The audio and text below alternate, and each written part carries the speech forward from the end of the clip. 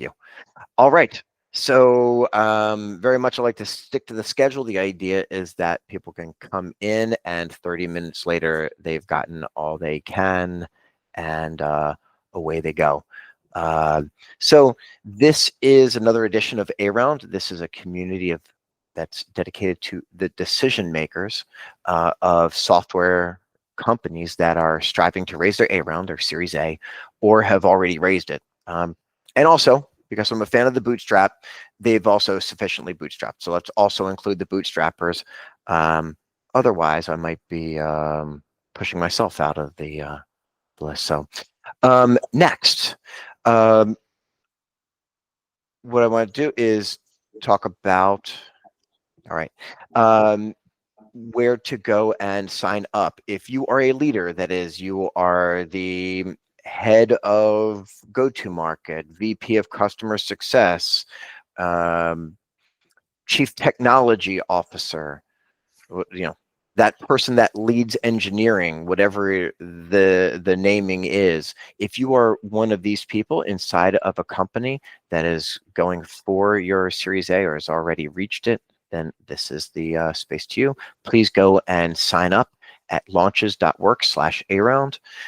For all of our events, you can see them and the coming events on the events page. It'll just forward you over. I think at this point, it's just doing everything on LinkedIn. And please, of course, follow us on LinkedIn. So that's the easy part. Now let's just keep in with the beginning, which is all right, which is to have everybody that is on the Google Meet introduce themselves. And so it's very quick. The idea is that you're going to give your name, role, your company, and what you're looking for. So maybe somebody on the LinkedIn can hear and help. Reach out to them, to you directly.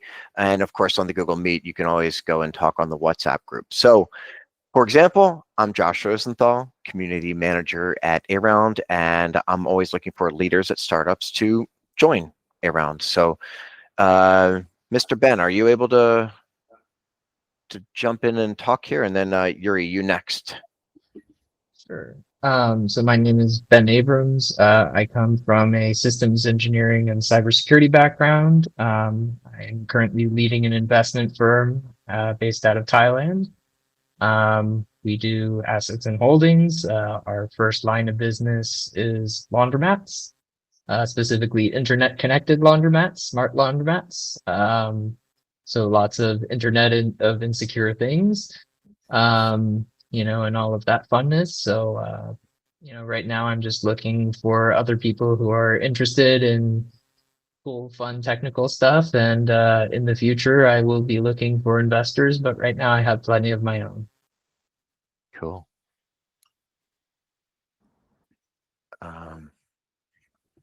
There's Yuri. Can you? Hi, guys. Yeah. I'm also eating in the meantime because I have another meeting, so I had to combine it. So my name is Yuri Vandersluis. Don't try to pronounce it. It's Sluis from Holland, Amsterdam. I live in Madrid, in between Madrid and Amsterdam, to be honest. My professional background is sales, B2B sales. So I've trained around 30,000 people.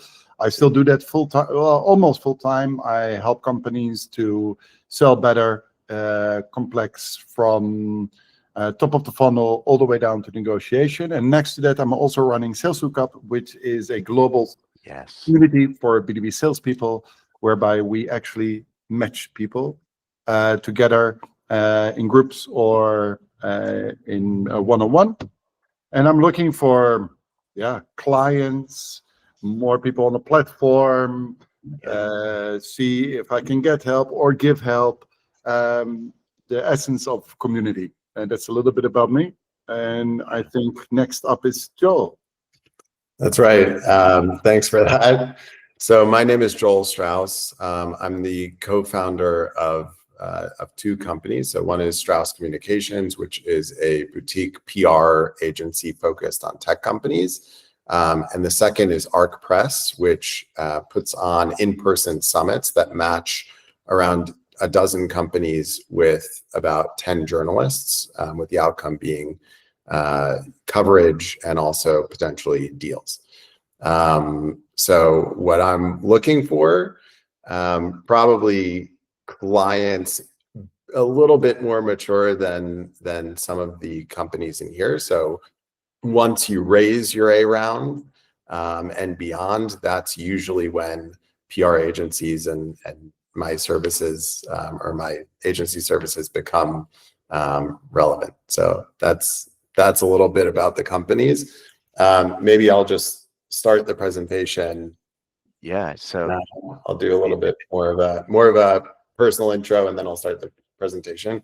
yeah, and give it a go. You're up. Okay. So a little bit more about me. My background has pretty much always been in communications, but originally it was more focused in the political realm.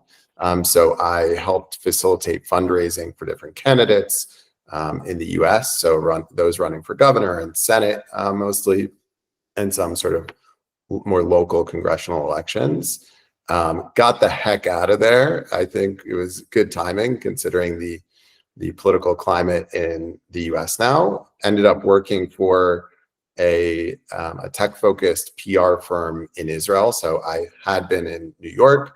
I then moved to Tel Aviv, got the introduction to tech, had like one sort of political client there, but really saw a bunch of different verticals, learned the PR playbook, the typical agency playbook.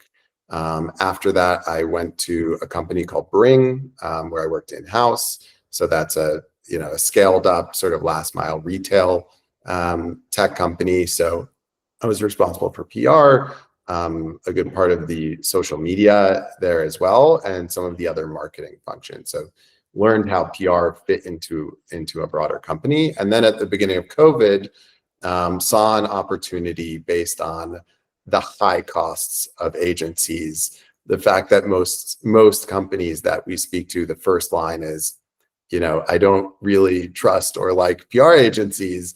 And so started on that basis, and essentially have now worked with over 120 companies over the past 5.5 years, from small startups. We also worked with even some early stage technologies that were going to be eventually licensed, to today we work with a multi-billion-dollar publicly traded company. So it runs from small to large. So I'll stop there. No, don't stop. You've great momentum already. Like, okay, so I'm gonna present slides. I'm gonna start the slideshow, and then I will share my screen, or I will attempt to share my screen.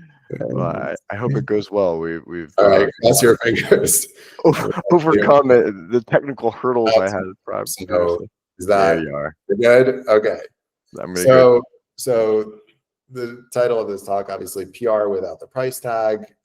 What I aim to do here is to give, not necessarily the nitty-gritty details and every single thing you need to know, but give a little bit of an overview of what PR is, why it matters, and then the practical, easy to take actions that can then give you effective coverage without paying a crazy price tag, which as an early stage startup would be probably ludicrous. So let me just go to the next slide. Hold on. Okay. Perfect. Wait, do I need to go back? Okay. So what is PR? So it's the building of mutually beneficial relationships between your startup and the media, influencers, and key stakeholders. I think one of the key parts here, and no matter where you take this, it should always be remembered, is that it's always a mutually beneficial relationship. You have to approach any journalist by thinking about, what can I give them? How can I be a resource to this journalist? And if you don't do that, it's very unlikely that you will be able to succeed. So that's very important. It has to be compelling storytelling. It includes thought leadership, so that can be written articles under the name of an executive, or maybe even if you're early stage, like an investor or a third-party champion who has a really big name, and sort of leverage them for coverage. Newsworthy announcements, obviously, press releases, all that, still a big part of it. But we're not going to focus on that because most companies, even those that have scaled quite a bit, don't have news to share on a regular basis. So it's really what we're going to try to focus on is more how you create your own shot, so to speak. So the power of strategic PR. There are a lot of benefits. The way that I like to think about it is it's kind of like, PEDs, like performance enhancing drugs for tech companies, in the sense that, you need something that's high quality, you need some skills as a basis, but if you can pull it off, it's almost like an unfair advantage without, the ad spend or whatever it would take in a paid channel. So a few of the benefits. The first one, lead generation. It differs from company to company. We've seen companies where, let's say, for the cyber example, right, for Ben, if you're an XDR solution, it's probably not going to give you a lot of leads. It's probably going to be tough to stand out. But there are, companies that if they have a good story, or if they're in a niche, like we have a client that is in marine plywood, but it cannot, it's rot proof and it's waterproof, and we've generated so many leads for them that they don't even have sales, which is very odd. I've never heard of that before. But it can be effective to generate leads. It is, and I think this is important for early stage startups. It's important to generate credibility. Obviously, the first thing is, like, people are going to Google you, or they're going to go through an LLM and they're going to try to search out your background. And if there's nothing there, the likelihood that they're going to go with you is probably a lot less. The other part is investor relations, and I mean that by attracting investor attention, engaging them, or in some cases re-engaging them. So we've seen with early stage startups actually raising Series A, where they basically used PR as a tool to get investor attention, and it was actually trade publications that got them investors knocking on their door, and they used that in a newsletter and re-engage investors that they had spoken with, and those leads had cooled. So we know that it's a tool for that. And then the fourth point here, obviously we have to cover it, SEO and GEO benefits, really GEO, like how does this change things with AI? PR is more important now because of AI. Let me just go to this next page here. So like search engine land, why PR is becoming more essential for AI search visibility, and then Muckrack, which is granted a PR platform, so maybe a little bit of bias, but they put out a study where they showed that 95% of the cited links in AI responses came from non-paid sources. So obviously, organic earned coverage very much influences what shows up in those LLM searches. And you're not talking about like page 2, page 3, like on Google. It's a more finite list of options. So quite important. So we touched a little bit on this already. So why do-it-yourself PR makes sense? PR firms are very expensive. I've heard ranges between $10,000 and $25,000 a month in the US. A lot of times they won't commit to KPIs. They'll lock you into like a 3-month minimum contract. It's a ridiculous gamble, I think, for most companies, if you look at sort of the traditional PR firms. unclear success metrics. Yeah, the KPIs are often vague. It happens a lot throughout the industry. It's tougher to measure. You can make PR or part of PR measurable. There are ways that you can see the impact, but it is difficult to measure, which is another tough or a reason that it might be tough to justify. The other thing we also touched upon, limited news flow. Like, especially if you're an early stage company, you're not going to have tons of news. They're going to have to create their own shot, so to speak, just as you're going to learn how to do. But when they do it and it takes 3 months, maybe it will cost $60,000. Usually not worth it. So here's the part where I'm going to take you step by step from finding the right journalist, finding their contact information, how to engage them, how you can do this on your own. So how do you find the right journalists for your company or your endeavor or whatever you're doing? It's pretty easy. It shouldn't cost anything. And the best way to do it, actually, even with all the tools out there and the AI, this, that, and the other thing, is manually. And once you have that list of relevant journalists, you can keep going back to it. So how do we do it? The first is just Google News research. And what we would do is basically just look at, industry keywords. So maybe it's like, a startup in cross-border payments, right? So I'd look up cross-border payments. I would look up specific markets and payments. I would just go through Google News and just search out who are these journalists, just based on the keywords.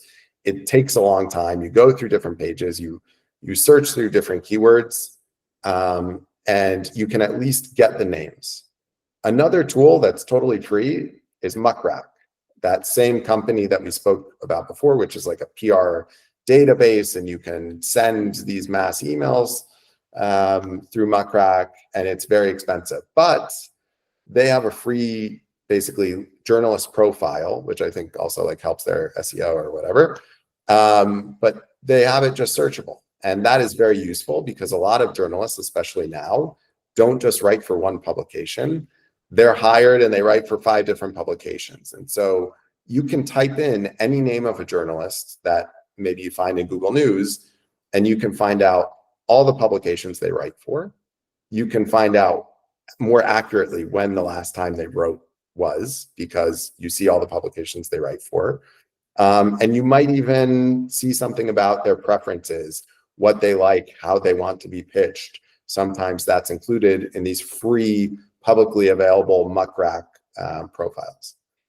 The other thing is you may just know a lot of the sites that are relevant to you, right? You're in cyber, HelpNet Security, Cyber News, the Hacker News. So you go on those sites. A lot of times the staff are listed. And if they're not, you can always use the general email. And surprisingly, the response rate's pretty good. So it's open source, it's right there. They have their staff listed, or they have a general email, and it doesn't cost a thing. So that's finding the right journalists. Now, how to get their contact information. A lot of times, the first thing that we'll do is we check x.com. Why? Because many journalists use Signal. That is the journalist. It's not Telegram. It's not anything else. Maybe in like the crypto vertical, it's Telegram. But journalists overwhelmingly use Signal. A lot of them, tell me how I am on time, Josh, if I have to hurry up, by the way. So a lot of them use Signal. And when they list a signal there, your chances of engaging with them and getting a response are like 95% versus 3% if you do it over email. LinkedIn profiles, a lot of times they have contact information there. So that's one way. Second, we touched upon it before, publication contact pages. They've got the general email there. Sometimes they have the team member emails. A third one, Yuri, I'm sure you're well aware of this, is, you have an abundance of biz dev platforms. So Apollo, as an example, they give you free monthly credits. you can, and everyone uses them for leads, right? You've got to engage 1,000 people to get like, you know, a decent amount of responses. So no one uses it for PR. So, you know, the credits may suffice. You know, if you just need to build one media list, well, you can kind of do it just on the meager credits that Apollo or one of their competitors gives you. So it's just an easy hack. You can get their phone number as well. You don't have to pay anything. It's all free. And of course, the fourth option is if you want to pay for a PR specific database, which at an earlier stage, I don't recommend. You know, it can range, I think, from around, I may have a sweetheart deal here, but from 160 to like 1,000 plus. And you can go and you can send it through there. A lot of the PR tech is like sales tech 8 years ago. So they're like, oh, wow, you can send it through and you can measure who opened it. And I mean, it's been around for a while. So I don't think it's worth it, especially not in your case. Now, what is the perfect pitch? What is the best way to engage journalists, or, you know, and when?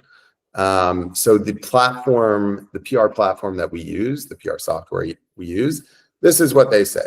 They say the ideal pitch between 51 and 150 words, subject line between 1 and 5, best pitch day and time. That's, I'm sure, based on US journalists. So Wednesday at 11. You know, those are, I try to do that, but not perfectly. And it's not an ironclad rule. So you can violate that, but keep it short, keep it succinct, keep the subject line catchy. So a little bit more of a deep dive on that. And by the way, since we only have 15 minutes, I had a bunch of emails that we could go through. I'm probably not going to do that right now. No, but this is good reason to have people contact you and go and share that material. So for everyone watching, I'm happy, contact me. I'm happy to share that material, and I'll give you examples of the emails and everything else. Subject line test, yes. You need to make sure that they're going to open it. It can be clickbaity because you have to understand they're receiving potentially hundreds of emails per day. It's tough to stand out. Hook validation, is it compelling enough? You need to start the first sentence with something that's really going to draw them in. You know, if I were pitching some energy startup and that has to do with data centers, I would say something about, you know, you'd need to build data centers that cover the island of Manhattan, and it would take X, and you just dramatically pull them in. Evidence-based claims. So that just means try not to do it based on your own expertise. Try to validate. So, you know, this law just passed in Congress and it's a taxation on lumber. Here's why you should, here's why you should talk to my client, which does US-based marine lumber, right? Or this report just came out from the Brookings Institution and it shows X, Y, and Z, which my client, and then you give the unique value proposition, which is on the front lines of marine lumber and did X, Y, and Z, can give you unique insights based on data and their experience. So you need those 4 things. So how to bypass those crowded inboxes? I mentioned it before. Journalists can get hundreds of emails a day. The response rates, even to say, don't bother me again, this is completely irrelevant to me, don't contact me ever, are, stand at 3%. And maybe that even includes auto replies. So very, very low. So one of the ways you can bypass them is journalist request forums. So there are 2 that I've listed here, Quoted and Haro, Help a Reporter Out. So I'll give an example. Yeah, here's Quoted, right? So like you can see it's free to sign up. They give you several free credits. So you can see, when it was posted, there's a deadline approaching, the story has been filed, and you can sort by keyword, you can set alerts, you see the outlet, and, you can be a resource. And it is an effective way to get coverage. My secret is Quoted gives you limited credits. Haro and some of the other ones have duplicate requests. They don't have any credit limits. So maybe use them first, conserve your Quoted credits. Pro tip. You have, I mean, this is great because Joel, you're sitting right inside of the spirit of A round, which is you're coming in, you're having a very specific takeaway that anyone can go and do on their own. It's clearly fit for the technology companies that are in or going for their A round. So if you have anything that you want to go and comment on, actually, let's be generous. Let's go and put it out on the LinkedIn Live event, and that way people that are watching there can go and access that as much as you feel like you can share publicly. A-Round members on the WhatsApp group, but with just the last few minutes, we have just a couple people here. If they have any questions, I do want to leave just a couple minutes for any back and forth. Unless you have a hard hitting last. Let's see what I've got. I mean, I've got one. All right. Let me go with like 2 quick things. Okay. Hit it. Event media lists. They're a freebie. You attend events. Maybe your investor attends events. Oftentimes, especially in the US, they'll give you all the details. It's easy to set up meetings, easy to get coverage. That's number one. The advanced stuff, you know what? Maybe we'll leave that. And if you want these strategies, you contact me and I'm happy to share. There we go. That's the spirit.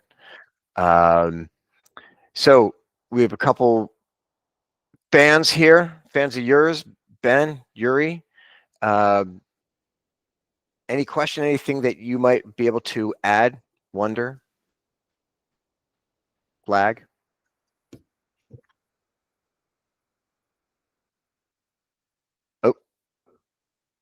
The question is about free PR. How about free PR? What about it? You did cover strategies for going and handling it yourself. And one of the points that you made from the absolutely beginning is while you're going and working towards that A round, and especially once you reach A, and then of course on BC and all subsequent rounds, that you're going to have to do some of this lift on your own, right? You're going to have to go and create relevance. But it may be worth slicing off a little bit of your go-to-market budget to go and use some of the tools, consultants, resources, etc. How would you tell a company that hasn't yet reached an A, how to go and do this? Hey, roll up the sleeves and just get it done?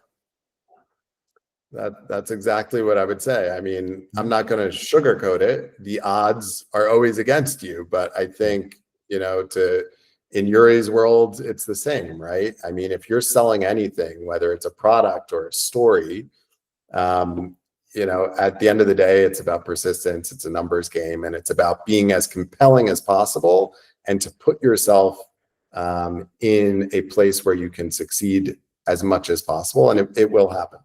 Yeah, so I when bootstrapping and growth hacking cloud exploit, help a reporter out was something that I absolutely used to use. Would go and set different filters on my inbox for when things came out. Keywords had generic replies ready that I would just tailor and begin included. And another thing that I would do was, and I think Joel, you touched on this, but I want to flag it. One of the things that I would do is turn to any of the reporters and say, look, consider me a resource. If you have, especially, these technical questions, even if it doesn't even mention my company, just write me, ask me, I'll help you out. It's not a problem. And the goal there was something, again, that you had said, which was to build that relationship. So when there was an opportunity, at least I was had the seed planted in their mind and got a better chance of getting mentioned, wherever it might be. Yeah, exactly. I mean, listen, it's not the same as a PR firm, right? Like to get a quote or something like that. It's not the same as a huge profile piece in a top tier publication, right? A major leading vertical publication, right? But it gets you on the map and it creates a bit of legitimacy, potentially some leads. It's not going to be an avalanche of leads, and all of a sudden you're going to be on the front of every news source. It's a start. Yeah. And that's, especially for those companies inside of A, one of the reasons that we're focusing on that Series A plus or minus is going and figuring out what works for you in the way that you're going to market. And there's a lot of change and tumult and pivots that occur at this stage. And of course, it would be great to go and get a front page feature, but sometimes it's just about getting to that next step, staying alive and doing one more thing. So real quick, I know that we're past the time. This is one of these options if people want to stick around just for a few minutes. I do see some conversation on the LinkedIn Live, and so if there is a question or two, just place it there, and let's include everybody on both platforms. So looking over at you, LinkedIn Live people, but otherwise, Joel, I love your content. I love your content. Yeah, there we go. I love your content. I love the way that you think through things. You and I used to work from a co-working center in Madrid, and Thank you. yes, there you go. And I always appreciated the way that you one thought through things, and your alacrity, right? Your just willingness to talk through things, especially this A round. And when I was sitting there, like, what do you think?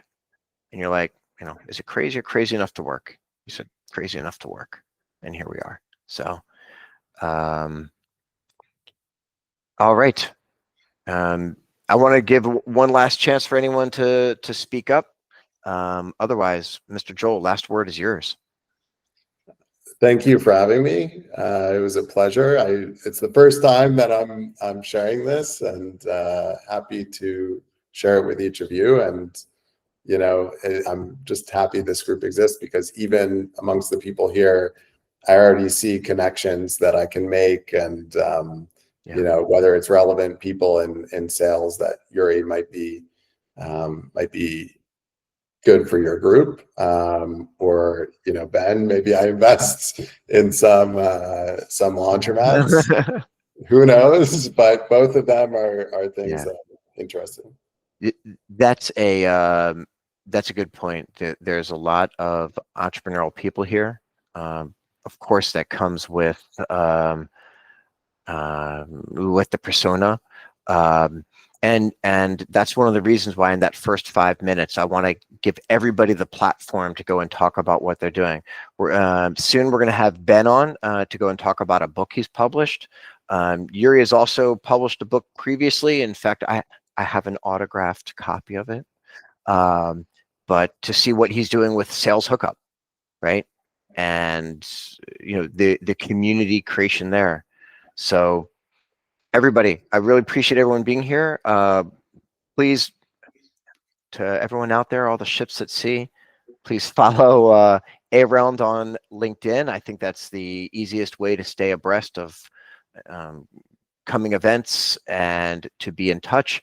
If you are a leader at a company that is going towards or has already raised your A round, especially those technology companies, that could be a head of customer success, a VP of engineering, a chief revenue officer, and obviously a founder. Please go and register to become a member. Registration and membership, there is no cost. It is one of the ways that everyone involved wants to give back to the community that we're in, to help build that community and help one another out. And so I like to call it altruism, but I personally like to call it self-serving altruism, as you already talked about, Joel. right? Are we helping others? Of course, help the community members, but at the same time, we're meeting people that we can go and serve and can benefit both parties. So everybody, please get involved. Write me if you have a topic you want to present, and otherwise, Joel, thank you. And thank you everyone for being here. Thanks for the opportunity. Okay, take care.